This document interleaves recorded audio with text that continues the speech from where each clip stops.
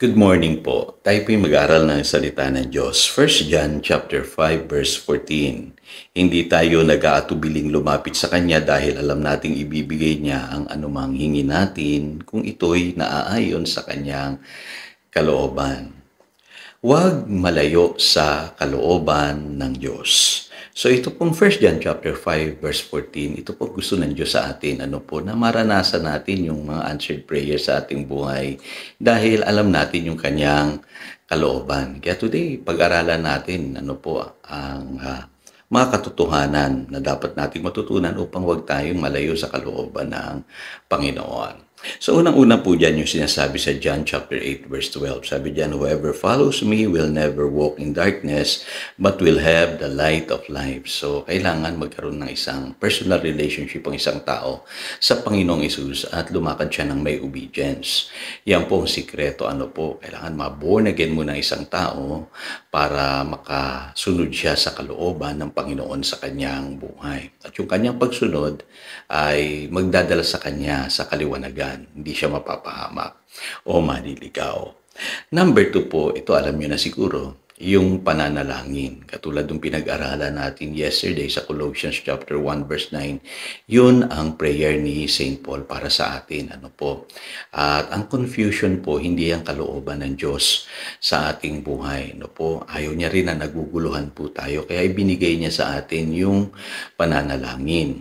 Kaya kung ikaw ay confused sa kalooban ng Panginoon, lagi kang may alalahanin, bagabag sa puso, at yung parabagang hindi mo alam ang iyong gagawin, manalangin ka lang at hayaan mo na yung kapayapaan ng Diyos ay tumuloy sa iyong puso. Yun po sinasabi ng Philippians chapter 4 verses 6 to 7. Huwag kang titigil manalangin hanggat hindi mo nararamdaman yung kapayapaan sa iyong puso. Yan ang palatandaan na ikaw ay tinugunan ng Diyos at yung kanyang kalooban ay kanya nang sinabi sa iyo.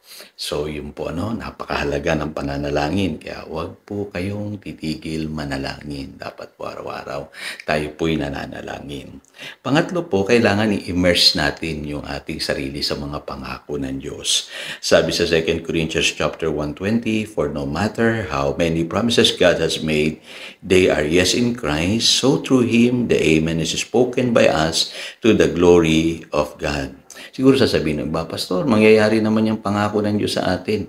Kapatid, hindi lamang dapat natin basahin yung pangako ng Diyos. Kailangan panghawakan natin. Kasi ang sabi diyan, so through Him, the Amen is spoken by us. Tayo po yun. Kailangan mag-agree tayo sa sinasabi ng salita ng Diyos. Araw-araw panghawakan natin yung ipinangako niya sa atin. Parang si Abraham, na talagang hindi siya bumitaw sa pangako ng Diyos hanggang ito ay magkaroon ng realidad sa kanyang buhay. Tayo, napakapalad natin. There are so many promises in the Bible in Christ Jesus na pwede na nating panghawakan kasi yes na yan sa Diyos Kailangan lamang panghahawakan natin yung mga pangakong yan.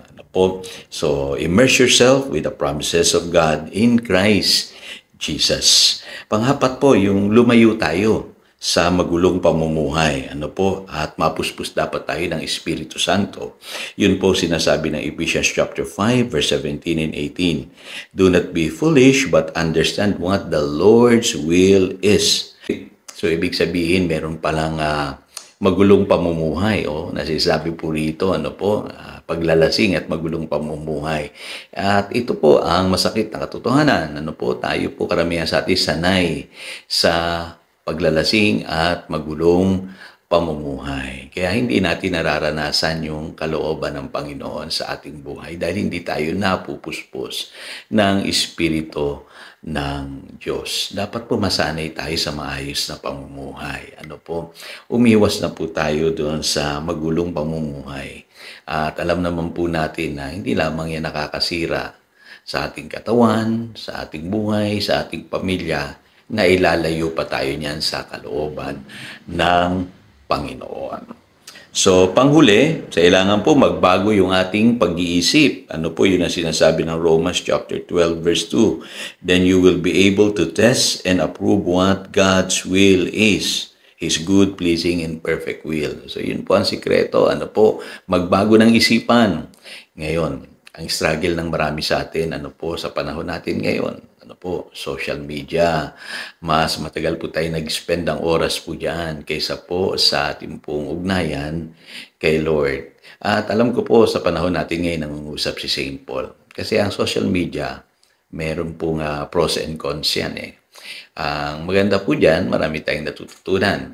Pero diyan din po sa social media, mapupulot natin ang mga maling impormasyon. No po, at karamihan po diyan talaga ay mga maling impormasyon sa buhay. Hindi sangayon sa salita ng Diyos. Kaya nangyayari po sa atin, dumarating sa atin yung tinatawag na kompromiso. Ano po, ginagaya natin yung pag-iisip ng mga taga-sanlibutan. Tapos magtataka tayo, sasabihin natin, ako, bakit kaya ganoon? Hindi ko matagpuan ang kalooban ng Diyos. Yun nga kapatid, kasi mas matagal yung panahong ginugugol mo sa social media kaysa sa salita ng Diyos. So yun po paalala sa atin ni St. Paul, magbago kayo ng isipan. Ito po ang sikreto pang matuklasan ninyo yung what is good, pleasing, and perfect will of God. Ito si Pastor Jojo nagpapaalala upang daluyan tayo ng pagpapala, manatili tayo sa kanyang salita. Good morning.